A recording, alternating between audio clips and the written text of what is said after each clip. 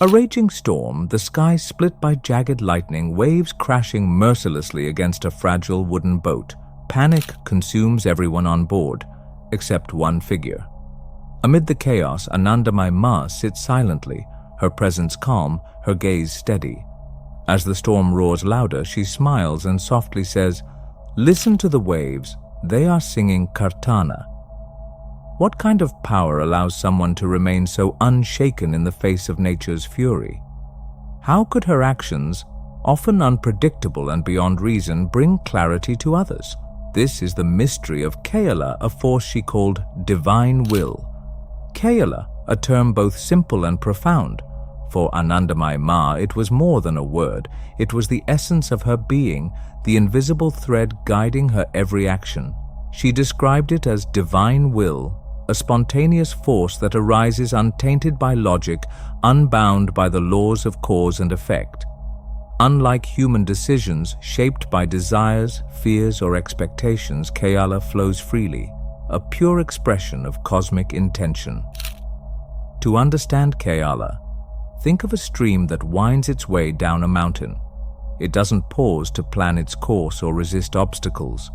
It simply moves, finding its path with ease and inevitability. Maa often emphasized that Keala was not hers, but the will of the divine manifesting through her. "This body," she once said, "is like a musical instrument. What you hear depends on how you play it." The music in her case was the harmony of Keala. This concept resonates with spiritual traditions across the world. In Taoism, the principle of Wu Wei speaks of effortless action, a way of aligning with the natural flow of life. Similarly, Christianity speaks of divine grace, a force that operates beyond human comprehension, offering guidance and transformation. But while these traditions touch on surrender and flow, Keala carries an additional depth, the recognition that every action, no matter how small or grand, serves a divine purpose. Keala challenges the rational mind, urging us to look beyond logic and embrace the mystery of existence. In a world driven by control and reason, it invites us to trust the unseen and let life unfold as it is meant to. In the summer of 1961, Anandamayi Maa visited a hospital in Bombay to see her devotee, Dr. Gopinath Kaviraj, who was gravely ill. As she walked through the ward, her attention was drawn to a Muslim patient suffering from terminal cancer. Without hesitation, Maa stopped beside his bed, gently placed her hand on his frail body, and stroked him as though comforting a child. The patient's eyes, dull with pain, lit up with an expression of peace. Though there were many other critically ill patients in the ward, Maa's Keala, her divine will, singled him out. It wasn't logic or duty that guided her, but a spontaneous act of compassion that transcended religious and societal barriers. In another instance, Maa's response to a grieving disciple left her followers astonished. The man, distraught after the sudden death of his wife, approached her for solace. Instead of consoling him with soft words, Maa greeted him with laughter. Perplexed and hurt by what seemed to be callousness, he asked, "Why are you laughing when I am in such pain?" Maa's response was striking. "Pitaj, there is one less barrier between you and God." Her laughter wasn't mockery. It was an expression of her deep understanding that loss, while painful, can bring spiritual freedom. Time and again, Maa's actions baffled those around her. She often defied societal norms and expectations, guided solely by Keala. When a wayward young man caused unrest in one of her ashrams, her devotees demanded his expulsion. Maa, however, saw his suffering beneath the surface. "When no one else wants him, doesn't he need me the most?" she asked. She allowed him to stay, nurturing him with kindness until he transformed into a devoted follower. These stories illustrate how Keala operated through Maa, spontaneous, unpredictable, and always rooted in a higher purpose. Her actions were not random but deeply intentional, revealing a wisdom that eludes the human mind. Through Keala, she taught her devotees to see beyond the surface, embrace the unexpected, and trust in the divine flow of life. To truly understand Kayala, one must first explore the Indian spiritual tradition where the concept of divine will is deeply rooted. Vedantic philosophy, one of the cornerstones of Indian thought, speaks of the Brahman, the ultimate reality that permeates all existence. In this worldview, human actions are not isolated events, but part of a cosmic tapestry woven by the divine. The Upanishads describe this force as both the creator and the sustainer, operating beyond human comprehension. It is this infinite, boundless reality that manifests in what Anandamayi Maa called Kayala. This divine spontaneity aligns closely with the Hindu concept of Leela, or divine play. According to this tradition, the universe itself is Leela, a joyful, dynamic expression of God's will. Life's chaos, beauty, and even suffering are not random but purposeful, designed to lead souls toward liberation. Anandamayi Maa embodied this principle through her actions, showing that life unfolds not according to rigid logic, but through the flow of the divine.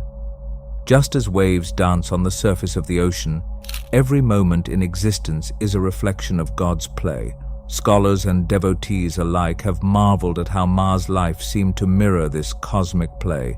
Dr. Gopinath Kaviraj, a scholar of Indian philosophy and one of her closest devotees, often described her actions as the perfect blend of divine will and human expression. He noted how her decisions, seemingly whimsical, always carried profound spiritual significance. Whether comforting a dying patient or laughing in the face of grief, Maa acted in a way that transcended conventional morality and reasoning. Devotees often described her as being beyond duality.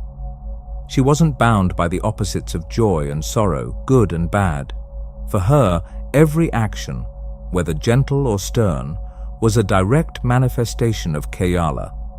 This baffling yet awe-inspiring approach challenges the egocentric human perspective, urging us to view life as a divine orchestration rather than a sequence of personal victories and losses. Through her alignment with Kayala, Maa reminded her followers of a timeless truth, that surrendering to the divine will rather than resisting it allows one to move with the rhythm of the cosmos, transforming chaos into harmony and suffering into grace. While Kayala embodies the beauty of divine spontaneity, it is not without its complexities and risks for those seeking to understand or emulate it. Anandamayi Maa herself cautioned that Kayala is not something that can be imitated, controlled, or forced. It arises naturally from a state of deep spiritual alignment, where the ego dissolves and one becomes a vessel for the divine will. To act on Kayala without such a foundation is like attempting to navigate a ship without a compass. It can lead to chaos, confusion, and even harm. One of the greatest misconceptions about Kayala is mistaking random impulses or personal whims for divine guidance. Maa made it clear that true Kayala is entirely free from ego, personal desires, or attachments. It is not a justification for erratic or selfish behavior, but rather a pure, untainted flow of divine intent.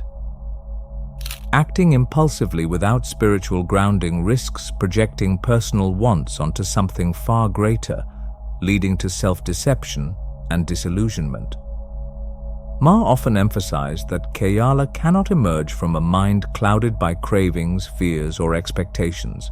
Instead, it requires surrender, complete trust in the divine, and the dissolution of the self-centered ego.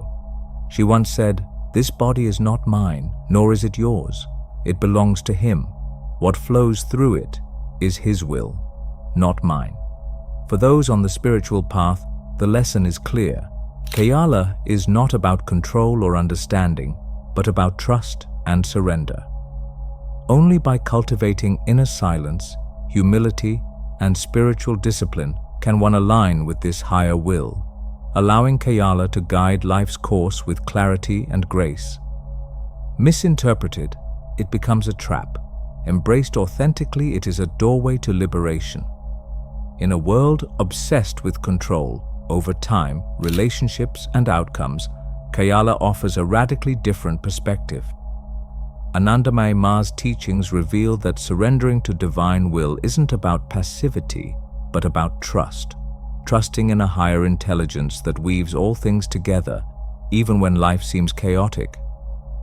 Accepting Kayala helps release the illusion of control, reducing anxiety and allowing us to embrace life's unpredictability with grace.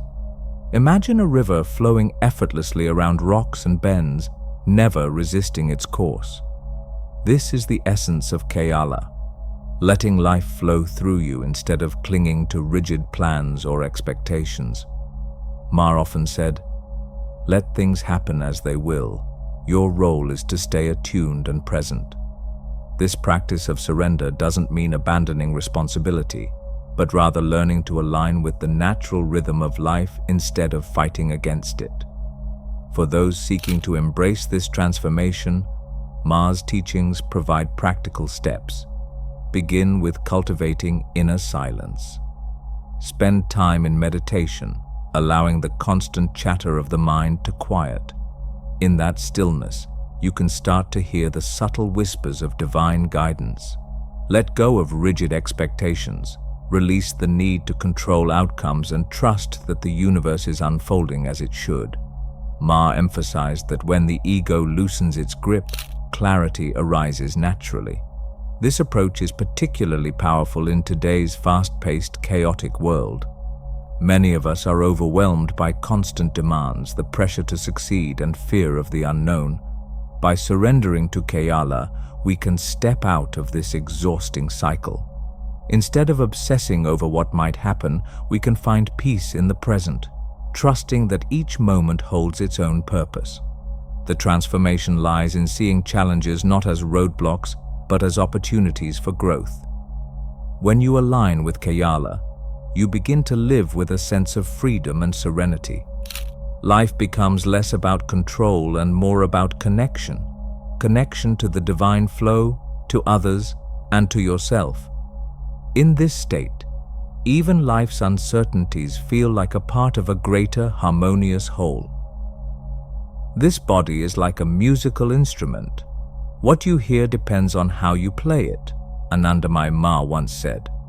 Her life was a testament to this truth, an instrument perfectly attuned to the melody of the divine. Through Kayala, she showed us that life doesn't have to be a struggle to control every note.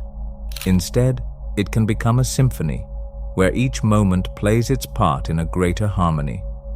But what if we let go of the need to orchestrate every detail? What if we allowed life's melody to flow through us without resistance? Could we learn to trust the unseen, to embrace uncertainty as part of the rhythm? Perhaps the secret to peace isn't in controlling life, but in dancing to its rhythm, just as Anandamayi Maa did. By surrendering to Kayala, she taught us that life's greatest freedom comes not from holding on, but from letting go. So, the question remains, are you ready to let go of the need to control and trust the divine flow within you? The answer may lead you to a transformation beyond anything you can imagine. The next step is yours to take.